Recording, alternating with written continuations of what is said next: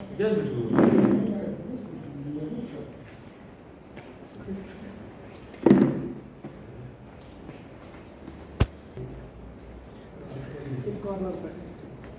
भाई ऐसा है, you can ask anything that you want. It can be your toughest question. Okay, okay, Don't worry, don't bother. Okay. okay, okay, okay. No. Shall we start? Wait. देखिए, पहले तो मैं ये बताऊं आपको कि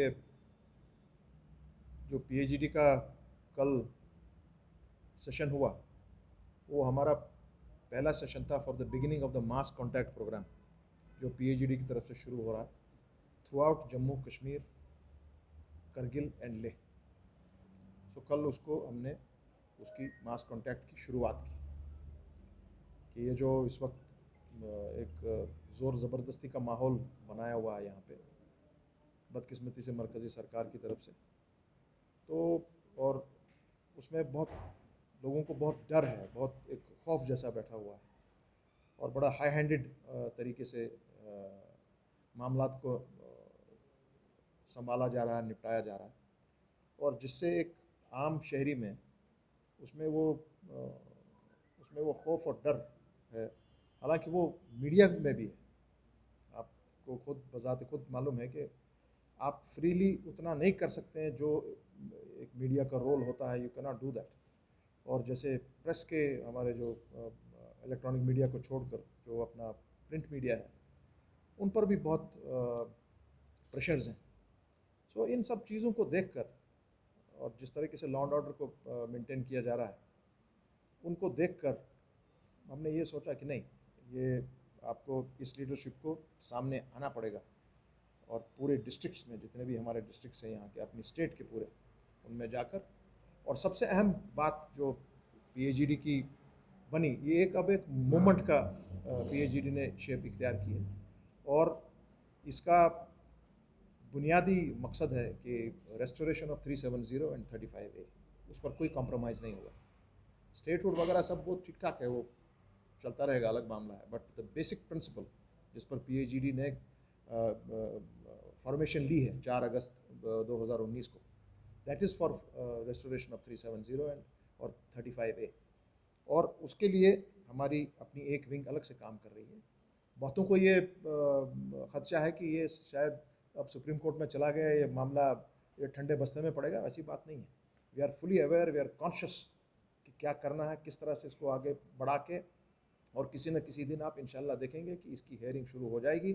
और जैसे मैंने कल भी कहा कि 370 35A कोई मामूली चीज़ नहीं है, ये कॉन्स्टिट्यूशन के बेसिक प्रिंसिपल्स में से एक, कॉन्स्टिट्यूशन का एक बेसिक जो खंबा है कॉन्स्टिट्यूशन का, ये स्ट्रक्चर है उसको आप इस तरह से हटा नहीं सकते। ये done it unconstitutionally, illegally, rationally,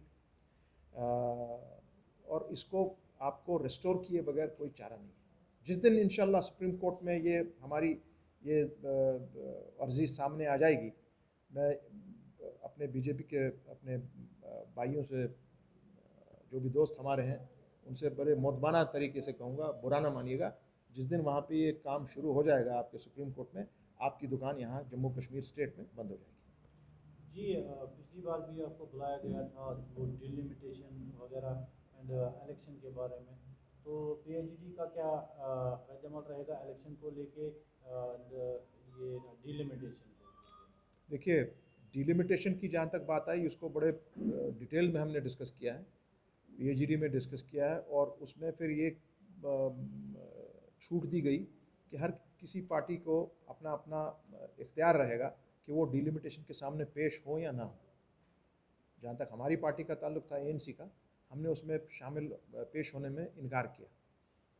हालांकि delimitation is an exercise which is a must, हर 10 साल के बाद ये होती है, और आपकी आबादी का मामला है, एरियाज़ का मामला है, यहाँ के डिस्ट्रिक्ट्स का इशू है, उनकी क्या इर्द गिर्द में उनके डीसी ऑफिस कहाँ है, जो भी आपके रोज़मर्रा के इश्यूज़ हैं, बेसिकली हमारी आबादी का किस्सा क्या है।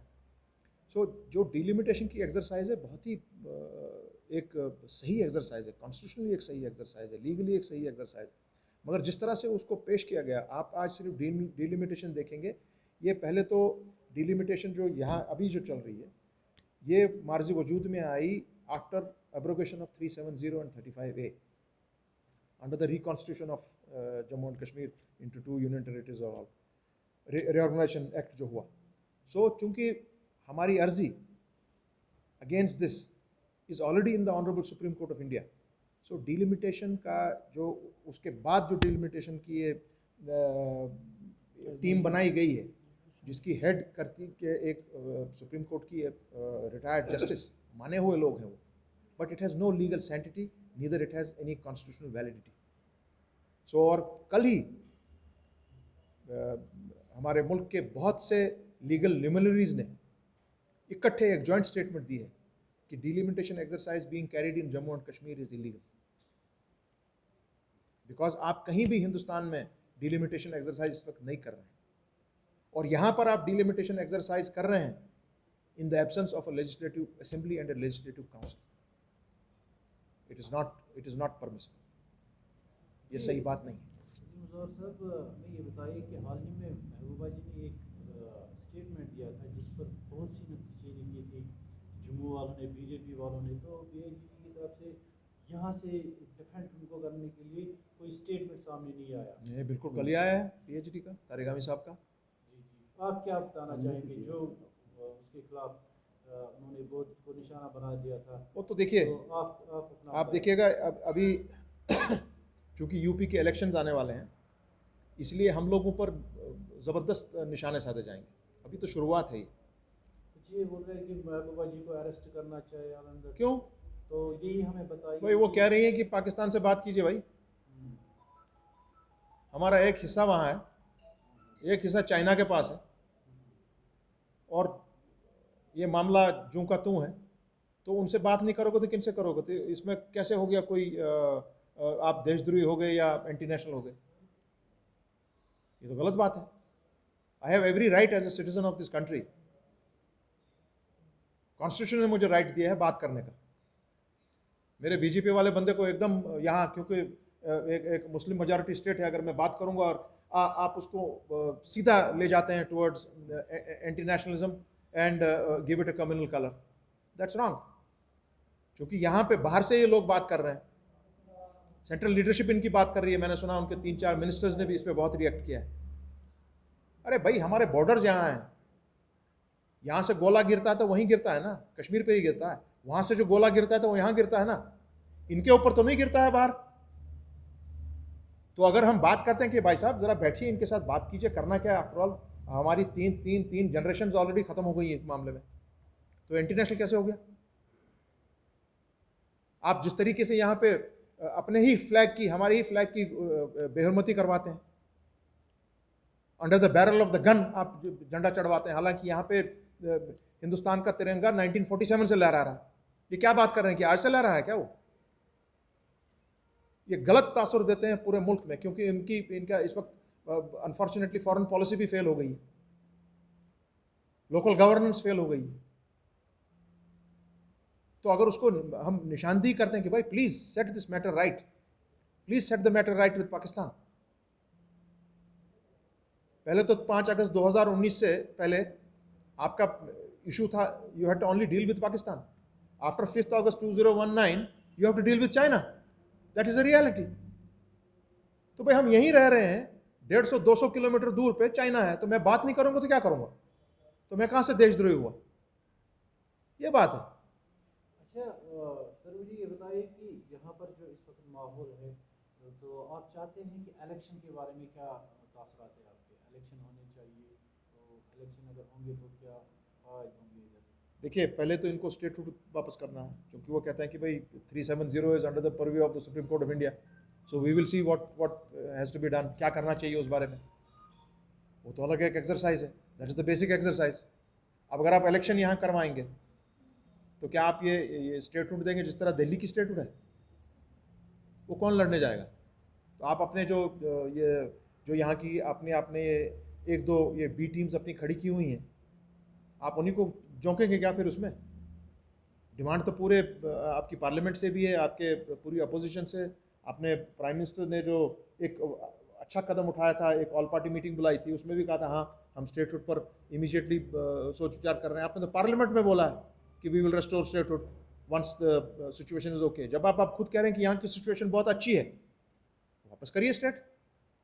और चूंकि आपने अनकॉन्स्टिट्यूशनल एक बहुत अहम चीज़ में आपको आपके वसादत से अपने जितने भी आपके व्यूवर्स हैं उनसे मुखातिब हूँ डायरेक्टली कि जब एक यूनियन टेरिटरी को आप स्टेट का दर्जा देते हैं, that is under the constitution of this country.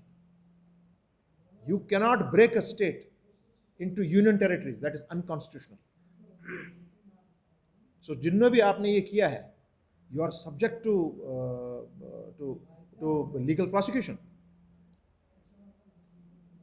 एक नंबर 2, जम्मू कश्मीर लद्दाख हमारी आपस में 5000 साल पुरानी रिलेशनशिप है, 5000 ईयर ओल्ड। आप एक स्टेट को, ये तो एक मुल्क था, ये तो आपने उसको म्यूनसिपैलिटी में तब्दील करने की कोशिश कर रहे हैं, कौन मानेगा ये बात? तो इस पर अगर बात उठाई जाती है, is that anti national, unconstitutional, illegal? No. भाई केस आप पे होगा, हम पे नहीं होगा। आपने बेहुरमती की है कॉन्स्टिट्यूशन की, आपने बेहुरमती की है अपने फ्लैग की, आपने बेहुरमती की है हमारे कॉन्स्टिट्यूशन के साथ जिसकी गारंटी है from the by the constitution of this country.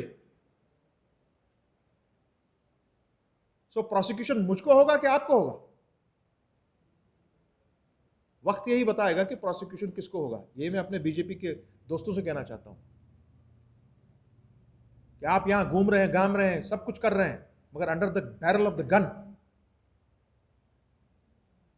खुलेआम you are not welcome here.